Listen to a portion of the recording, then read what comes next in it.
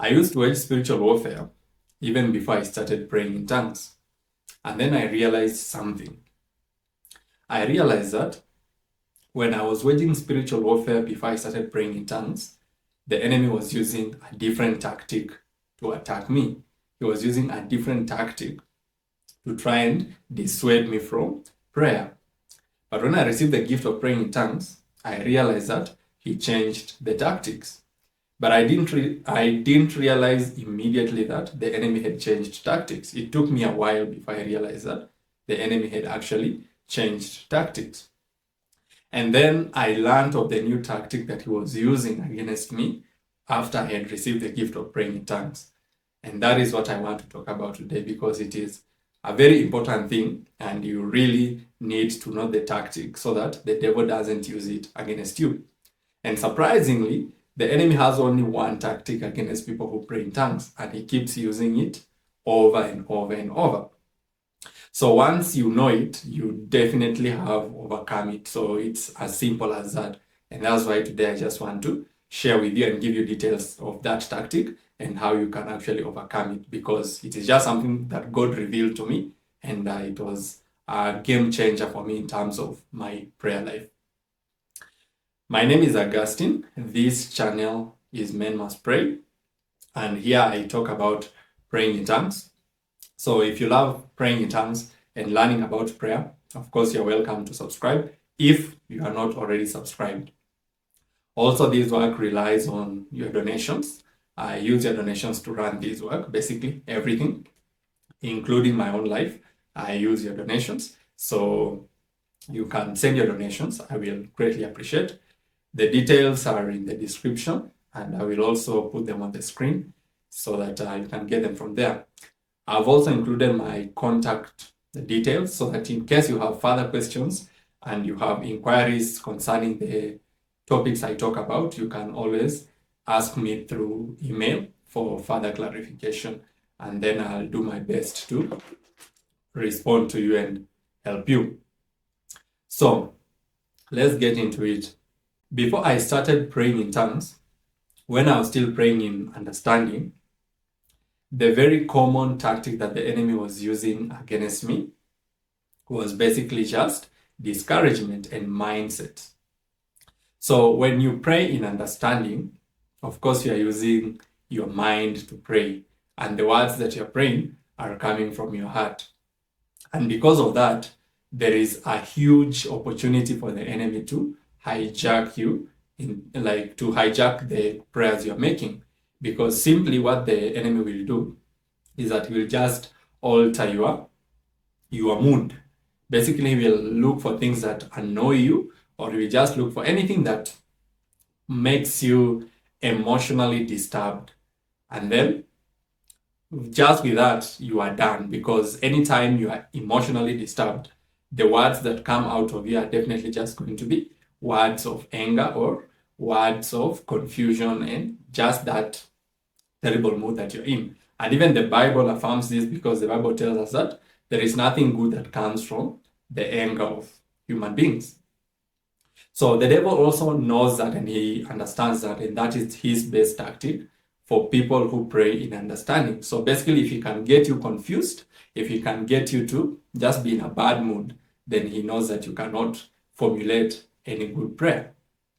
So that is what used to happen when I was praying in understanding. But things changed when I started praying in tongues. At first, when I started praying in tongues, it seemed like the enemy had completely stopped attacking me. And so I assumed that I had actually overcome all the attacks of the enemy. I assumed that I had avoided all the attacks of the enemy simply by receiving the gift of praying in tongues. And to some extent, I had actually moved to a new level of waging spiritual warfare. I was waging proper war and better war than I was doing before. And so the enemy had to change tactics. But what I didn't realize was that the enemy had actually changed tactics, but I had just not learned of the new tactic. So how did I learn of this new tactic? Well, this is how it happened. For a number of months, I was praying and praying and praying and praying. And then I would not feel any resistance. I will not feel any kind of attack, and I will not feel any kind of activities of the enemy in my life. And so I felt good, and I said, well, I guess I have overcome all the forces of darkness, so there is no more attacks coming. Until one time, I got to some, like it just got to some point, and praying became very difficult. And this happened after I had traveled to my parents' home. So when I got there, it just became very difficult for me to pray. And I just couldn't explain why all of a sudden I couldn't pray. And I tried looking for solutions, trying to force myself, read scriptures, play worship music, and do all the kind of motivational things I could to get myself to pray. But it was just very difficult to pray. And so that continued for the while that I was in my parents' home until eventually I traveled back to where I was staying. And so when I traveled back, praying became easy again. And that was the first clue of what I learned, that the tactic of that the enemy was using. And so this is the simple tactic that I learned the enemy uses.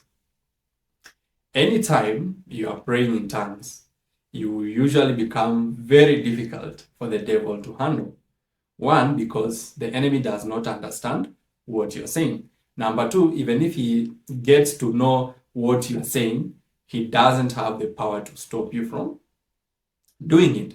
Because unlike praying in understanding, when you are praying in tongues, it's the Holy Spirit who is praying through you. So while yourself, you may be a little confused or you may be in a bad mood, the Holy Spirit is always in a good mood. So he will just naturally pray and get you what? The result that you want.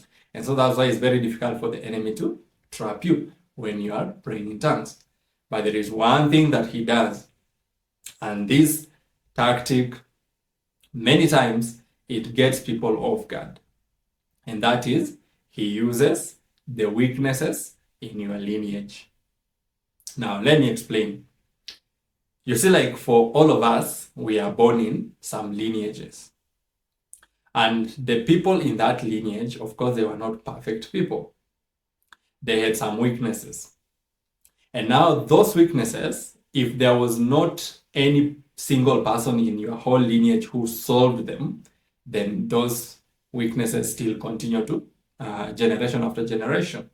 So the enemy studies those weaknesses of lineages, and then he uses those weaknesses of those lineages against what? People who come from those lineages. So if you come from a lineage that has a given set of weaknesses, the enemy is going to target those set of weaknesses, because that is where you are naturally weak.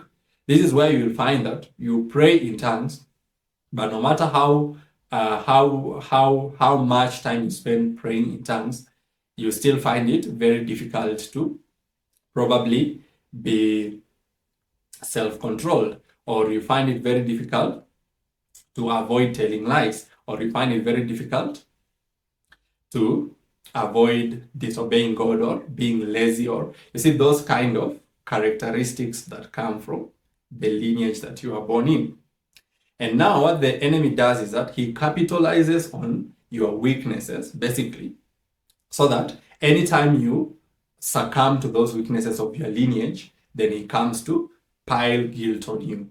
And then that guilt that he piles on you is actually what stops you from praying.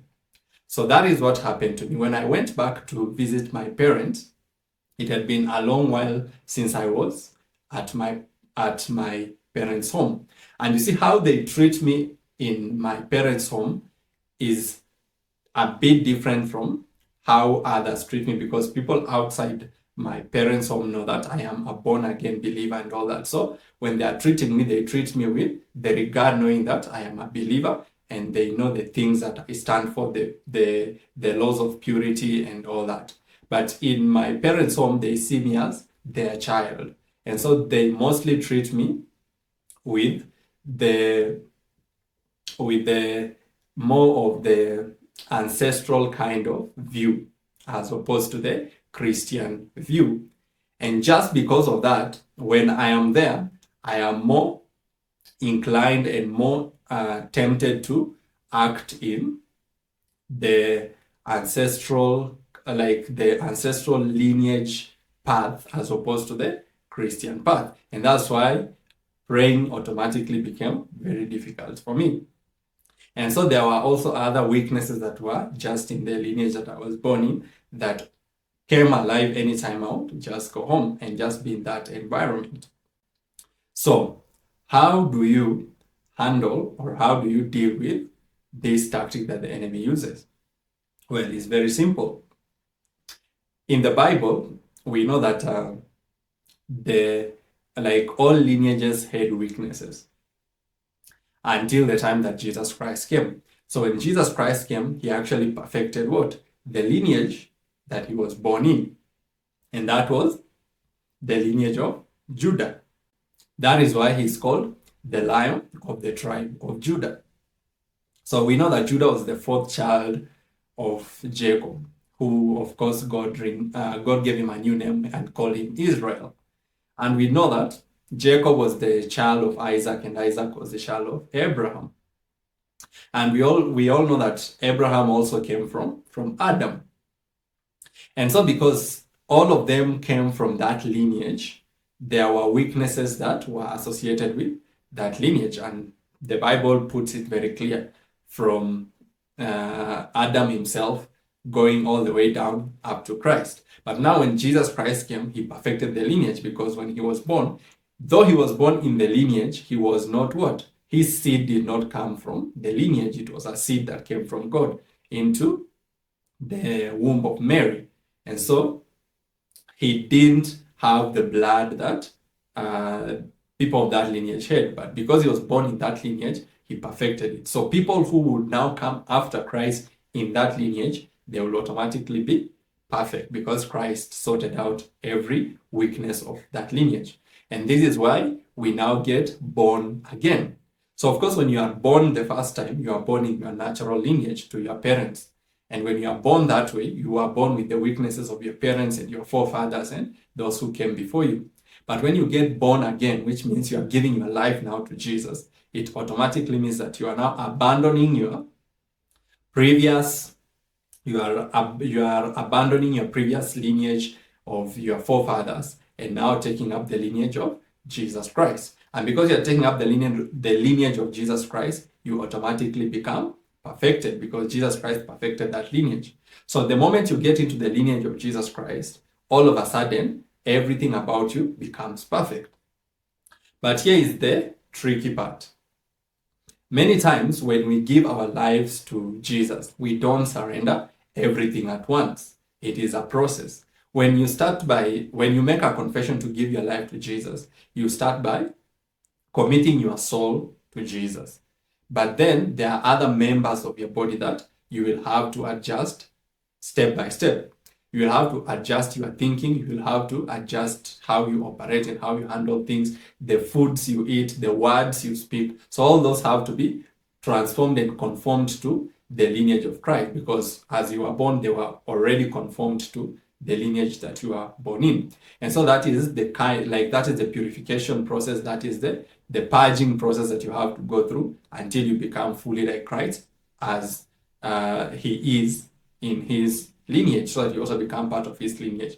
And once you achieve that, then you have completely overcome what? Every other tactic that the enemy may want to use you through your lineage, because the enemy cannot access the lineage of Jesus. And so this is what I would really advise anybody who prays in tongues to be very careful of. You need to analyze and see what were the behaviors and what were the characteristics that came from your lineage, the lineage that you were born in, and then find out which of those are not acceptable in the lineage of Christ. Then start shedding them off and praying to God to also help you shed them off, because those are the ones that the enemy will come to use against you. But the more you shed them off and get rid of them, the more perfect you become. And the more perfect you become, the harder it becomes for the enemy to use any of those tactics to attack you. That's it for today. God bless you.